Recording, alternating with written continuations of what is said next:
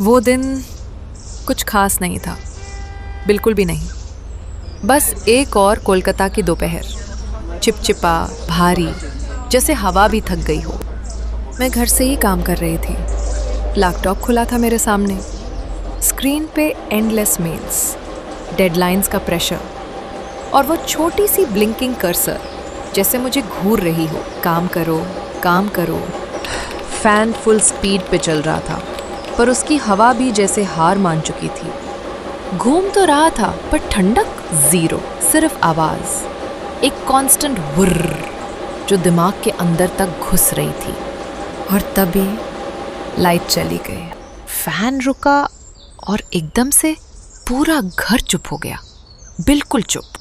वो अजीब सी खामोशी जो सिर्फ लोड शेडिंग में होती है, भारी, चिपचिपी, जैसे आवाज़ भी पसीना छोड़ रही हो। सिर्फ लैपटॉप की स्क्रीन चमक रही थी और बाहर से जनरेटर की हल्की सी आवाज़, दूर से पर कांस्टेंट। मैंने आंखें बंद करके सोचा, इससे बेटर था ऑफिस ही चली जाती। फिर मैंने सोचा छत पे चली जाती हूँ, थोड़ी हवा मिलेगी और काम भी हो जाएगा। लैपटॉप उठाया और चल दिया। छत पे पहुंची तो एक अजीब सी शांति थी। न गाड़ियों का शोर, न लोगों की आवाज, बस दूर कहीं से एक कुत्ते की भौंकने की आवाज, फिर वो भी खामोश। मैं वहीं बैठ गई, लैपटॉप खोला और काम करने लगी।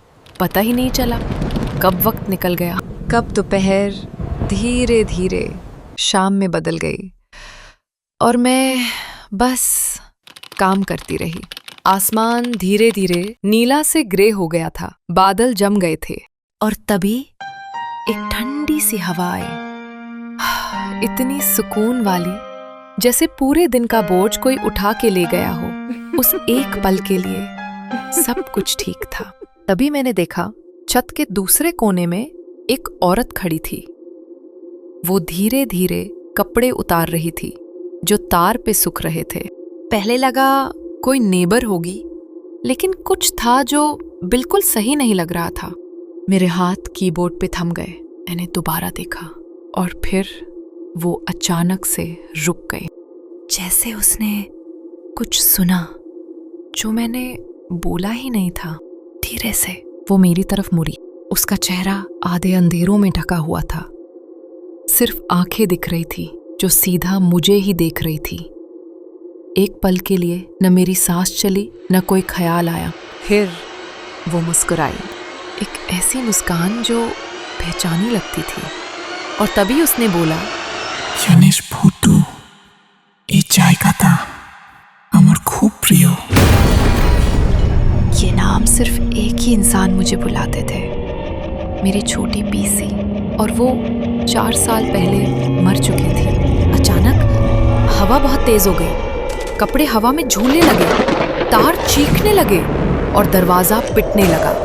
लेकिन वो औरत वहीं पे खड़ी हुई थी, जैसे हवा उससे छू भी नहीं रही हो।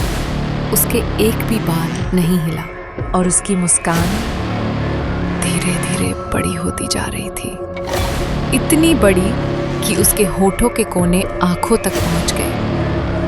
फिर उसने एक कदम मेरी तरफ बढ़ाया। बस उसी पल मेरा कंट्रोल टूट गया।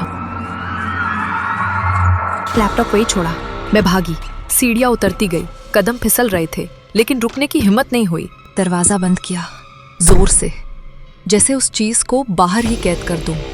अंदर आके बस सांस लेती रही।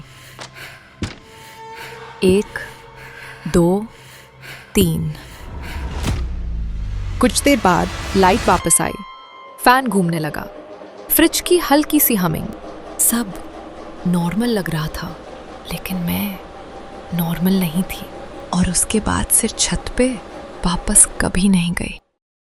कुछ दिनों बाद मैं अब भी वही कमरे में काम करती हूँ, वही फैन, वही खिड़की, सब कुछ बिल्कुल पहले जैसा। और जब भी हवा तेज चलती है, मेरे हाथ रुक जाते हैं, टाइपिंग बीच में ही थम जाती है, सांस थोड़ी सी रुक जाती है, क्योंकि लगता है बिल्कुल धीरे से, बिल्कुल कान के पास, ভূতু ছাদে আসবি না।